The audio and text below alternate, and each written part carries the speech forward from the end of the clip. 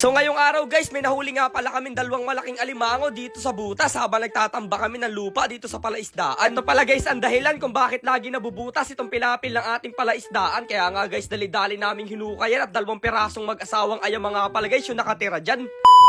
So what's up guys? What's up? Makanapadaan lang. So ngayong araw nga guys, wala muna tayong adventure at aayusin muna guys natin yung munti nating palaisdaan. Eto nga pala guys, palaisdaan na pinupuntahan palagi namin eto nga pala guys isa tito ko. Pero sa ngayon guys ay kami lang muna nag-aasikaso. So bali nga guys, ngayong araw ang gagawin nga pala namin ay aayusin guys namin yung mga pilapil nitong munting palaisdaan natin. Pero bago ang lahat guys, pagkarating namin dito ay pumunta nga pala yung camera girl natin dyan at pinakain niya guys itong mga alaga nating bangus. Kaya nga pala guys namin na pagdesisyonan ngayong umaga na mga kaibigan ko na ayusin at pataasin itong pilapil ng munti nating palaisdaan ay kasi nga pala guys, meron nga pala guys paparating na mga malalaking high tide guys o malalaking taog. Paniguradong pag hindi guys natin inayos at pinataas itong mga pilapil nito ay makakawala dito kung ano man yung mga inaalagaan natin dyan, yung mga alimango. Ayan guys, makakawala yung mga yan. At ayan guys, kung makikita nyo, yan nga pala guys ay umapaw na nung nakaraan linggo. Kaso nga lang guys, naagapan ka agad namin kaya hindi natuloy yung pagsira. Pero habang nandito guys Romel at inaayos niya itong pilapil sa gilid ay may napansin siya guys na butas na naman na panibago.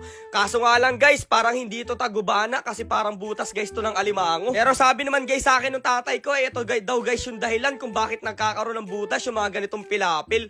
Binubutas kasi guys ng mga alimango yan at gusto nilang makalabas. Ang tawag nga pala guys sa ganyang butas dito sa lugar namin ay tagubana. At ang kadalasan nga pala guys gumagawa ng ganyang kalalaking butas ay mga alimango. Kaya susubukan guys natin kung merong alimango na nakatira dyan sa loob. Pero sabi guys sa akin ni Romel parang meron daw kasi may mga basag na lukan daw guys dito sa bukana ng butas niya. Kaya syempre ayan guys, pinalaki na rin kaagad namin yung butas at mamaya iaayusin rin naman namin to. Pag kasi guys hindi natin kinuha kung ano man yung alimango nandyan sa loob ay kahit tabunan natin yan ay may mahuhukay pa rin yan guys. Nung tiningnan nga guys ni Romel may laman daw. Dalawa. Ang laking butas kasi. Yan guys yung nagapansira ng ating pilapil ng palisdaan no. Nandyan pala yung isang malaki na yan. Ayos. Buti nakuha namin, asirain nila yung ano yan. Yung pilapil. Ayos, may isa pa. Isa pa. Yun, pakiti. Kita ko muna yun. Meron pa nga. Ano, may asawa? May asawa daw guys, oh. Ay, yung laki din. Babae. Ano? Ang laki din, oh. Ang tapang. Wait lang. Matalas. Kapiti, matalas. Ang buong madali ng isa. Oh guys, oh. Mag-asawa pala yung nakatira doon sa loob. Kasi naman ako sa butas. Lalaki at babae. Lalaki. May pambigas pa tayo.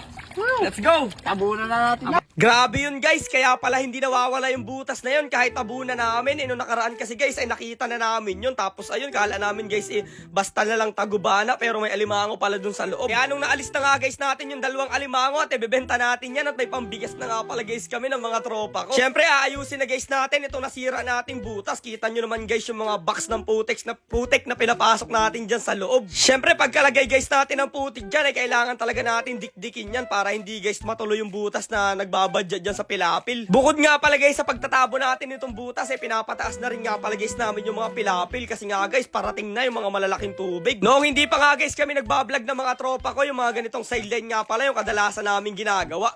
Nagpapaupa guys kami dito sa mga may-ari ng palaisdaan dito sa lugar namin. Tapos ayun binabayaran nila guys kami sa pagtatapil. Sa lugar nyo ba guys ano ang tawag sa ganitong klaseng trabaho at kung nakapag-experience na rin guys ka ng ganitong trabaho paki-comment naman dyan sa baba. At ayun kung mapapansin nyo guys, eto na nga pala guys yung mga natambakan namin na pilapil. Talagang medyo mataas na at hindi na makakawala dyan yung mga inaalagaan natin. Pero maya maya lang guys ay nagutom na rin muna kami kaya kumain muna kami dyan guys. Siyempre magpapasalamat muna tayo kay Lord. Tanghalian muna tayo ng ano ito? Kalderetang isda!